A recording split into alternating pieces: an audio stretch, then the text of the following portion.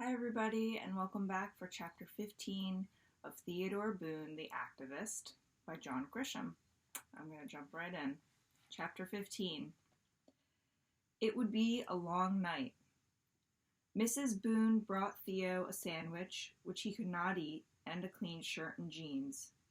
She and Mr. Boone took turns sitting in the cramped exam room with Theo and Judge. There were only two chairs, one on each side of the table, where Judge clung to life. Dr. Cole's assistant was a strange young woman named Star. She had purple hair and a ring in her nose, but in spite of first appearances, she was incredibly sweet and deeply concerned about Judge. When Dr. Cole said goodbye around 9 p.m., he explained to Theo and his parents they were welcome to spend the night in the clinic, and Star would take care of things. Dr. Cole would keep his cell phone nearby and would be at the clinic within 10 minutes if something happened. The Boones thanked him repeatedly. Out in the reception room, Woody, Hardy, and Mr. Quinn were still waiting. They had been there for hours with nothing to do but wait. They had ordered a pizza, which they had shared with Star. When Dr. Cole left, they decided to leave too. Woody and Hardy promised Theo they would return early on Saturday morning to check on him and Judge. When they embraced for the night, all three boys had moist eyes. It had been a long, rough day. A few minutes after they left, April Finmore arrived with her mother, May, an unusual woman. Theo and everybody else tried to avoid. Because Star refused to allow visitors back in the exam rooms, Theo had a chat with April in the front reception area. He didn't want to tell the story again, but didn't have much of a choice. April, who was one of his best friends, and when she asked through tears Theo what happened, he had little choice but to start with the fishing trip and finish with a badly injured dog. Miss Finmore, who had a big mouth and a pendant for high drama, listened with wild eyes and her hand over her mouth as if she had never heard of such brutality. Mrs. Boone managed to ease her off to the side so the kids could talk. Theo adored April, but he was relieved when she left with her mother. Things changed when Uncle Ike arrived 10 minutes later. He insisted on seeing Judge, and when Star objected, Ike growled at her and she ran for cover. After a visit with Judge and a few words whispered into his ears, Ike announced that he would be staying there through the night with Theo. Mr. and Mrs. Boone were to go home and get some sleep. Star could hang around if she wanted. She explained that Dr. Cole had instructed her to monitor Judge throughout the night. Ike seemed to approve of this. Mr. and Mrs. Boone left again with another round of hugs and thanks to Star, and they promised to sleep with their cell phones in case something happened. Star locked the front door of the clinic and retreated to a small employee's lounge. Ike assumed a seat next to Judge and said, "Theo, it's important for Judge to hear our voices, okay? So you and I are going to talk as long as we possibly can. We're going to tell stories, take turns, make up jokes, whatever it takes to keep the words flowing, okay?" "Sure, Ike." Theo was standing beside Judge. Ike slung his feet and sandals onto a small counter and somehow managed to get comfortable in the cheap plastic chair. He said, "Now, I want you to tell me again the story of how that stupid kid got himself bitten by the copperhead last week." Theo frowned and said, "Come on, Ike, I'm sick of that story." Ike said, "It's not about you, not about me, it's all about Judge. Maybe Judge wants to hear the story again. Your voice, Theo, somewhere down deep in the deepest part of his little wounded brain, Judge can hear your voice. He doesn't care what you're saying. What matters is that he knows you're here, next to him and talking to him." Theo swallowed hard and began the story of Percy and the copperhead. Ike shook his head and interrupted. No, Theo, start at the very beginning and go slow. We're in no hurry. Judge is in no hurry. We have hours to kill." So Theo tried again. He started with Troop 1440 leaving on the bus, headed for Lake Marlowe, and he threw in every large and small detail he could possibly remember. Ike nodded along, smiling. Attaboy. When he finished the snake story, Ike said, "Now, Theo, we just had a big murder case here in Strattonburg, the biggest ever. What's the man's name?" "Pete Duffy." Right. Mr. Pete Duffy, accused of killing his wife, wasn't he?" "That's correct." "So tell me that story and start with the murder and how the police found the body. You watched the trial, right?" "I did." "Good. Tell me about it." Theo sat in the other chair and pulled his knees to his chest. The Pete Duffy murder case was one of his favorite subjects, and he talked about it forever, it seemed. From time to time he glanced at Judge, who appeared to be resting quietly motionless. Occasionally he glanced at Ike, who was wide awake and staring and nodding at the wall. Star peeked through the open door from time to time, always with a smile, always listening not far down the hall. When he wrapped up the last installment of the Duffy story, Ike said, "Remember that time we took off and went to rescue April Fenmore, just the two of us?" "Of course I remember, Ike. How could I forget?" "Okay, let's do that story." "It's your turn, Ike. You were involved in that one." Ike said, "Well, as I remember it, your buddy April disappeared from her home one night when no one else was there." Ike stood and stretched his legs.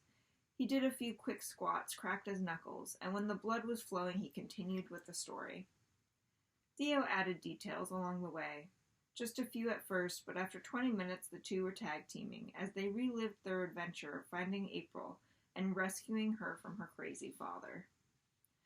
Around midnight, Star brought them bottles of cold water and did a quick check of the patient.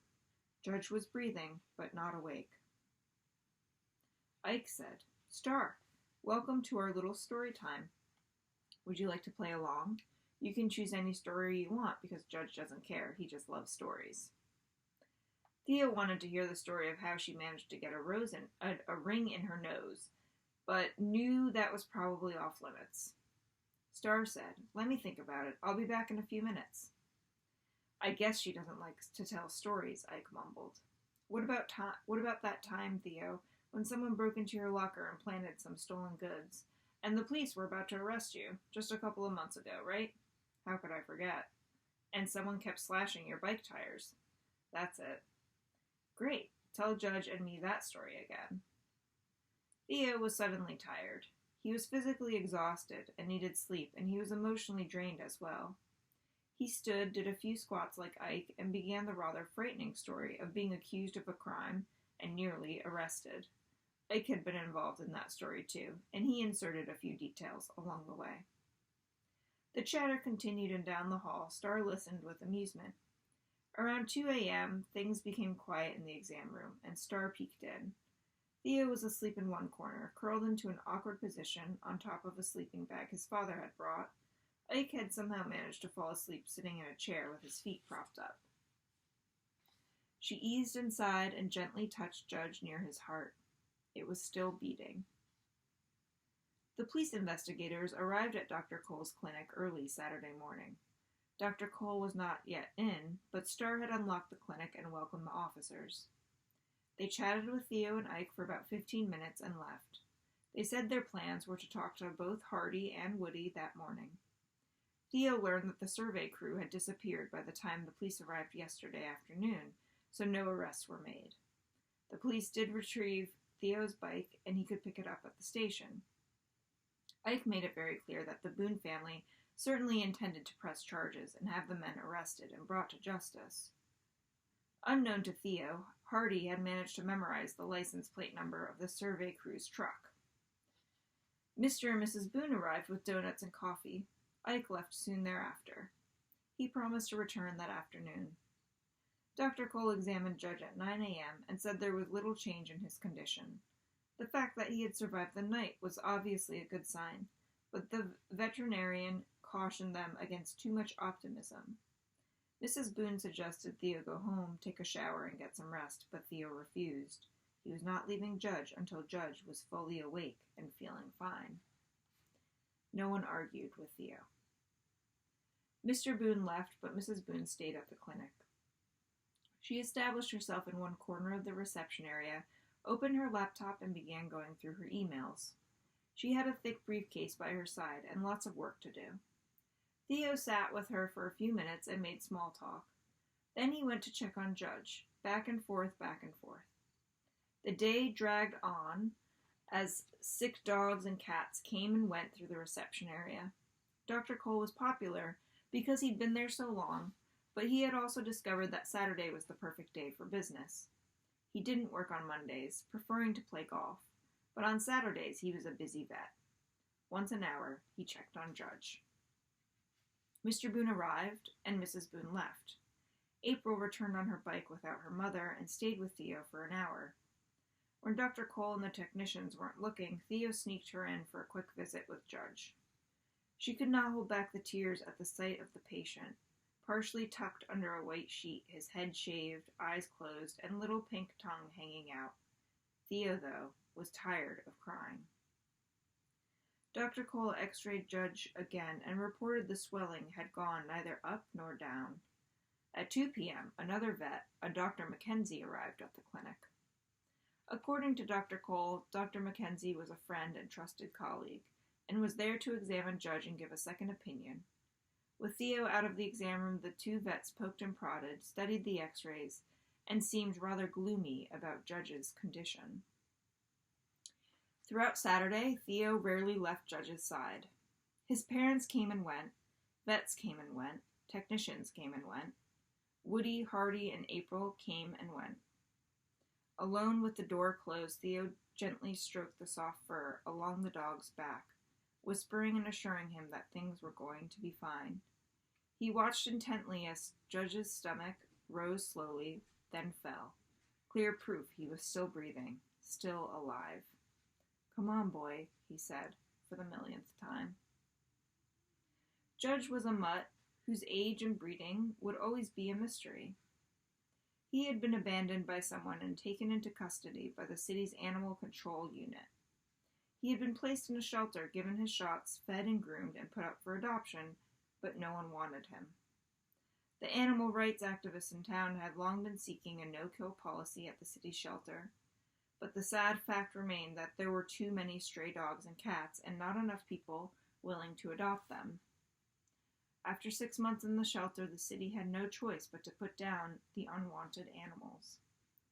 For Judge, his 6 months had expired, and he was hours away from the end. 2 years earlier, when Theo was 11, he had gone to animal court with his dad to help a friend whose German Shepherd had bitten the mailman for the 3rd time.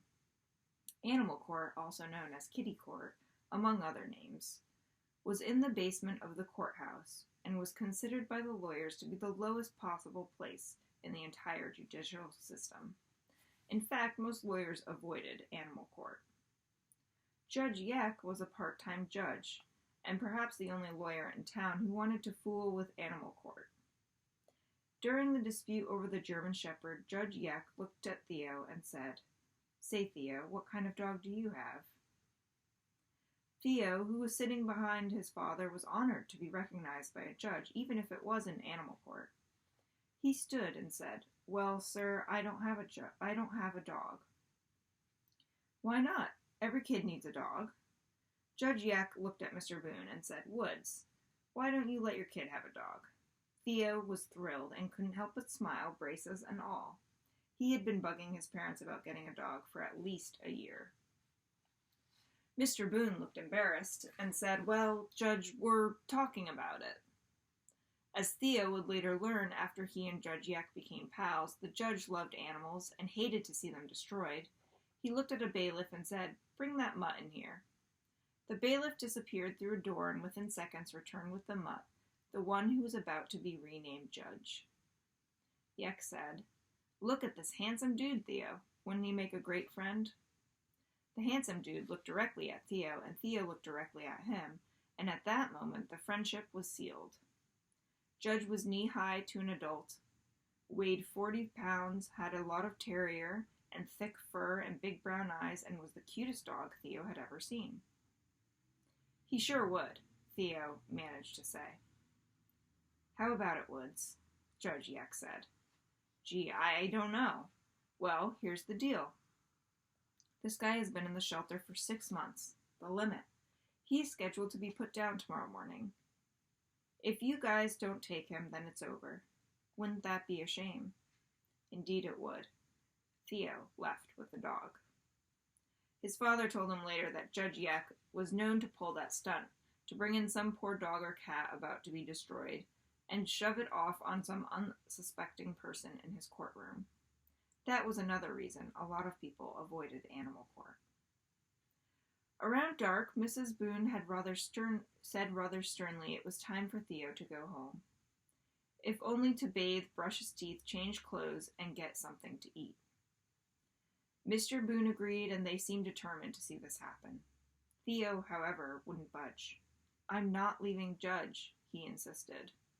A brief family feud was underway when Ike strode through the front door and said, "How's old Judge?" "Hanging in there," Theo said. "Could be a long night." "Well, we survived last night," Ike said with a grin. "I'm sure we can pull Judge through another one." "Are you staying?" Theo asked. "I wouldn't miss it for the world." Mr. and Mrs. Boone eventually left. Starr returned for the night shift. Dr. Cole examined the dog around 8 p.m., then said his goodbyes. As always, he would be waiting by the phone, and another long night began. That is it for Chapter 15. Tune in tomorrow for Chapter 16. Thanks.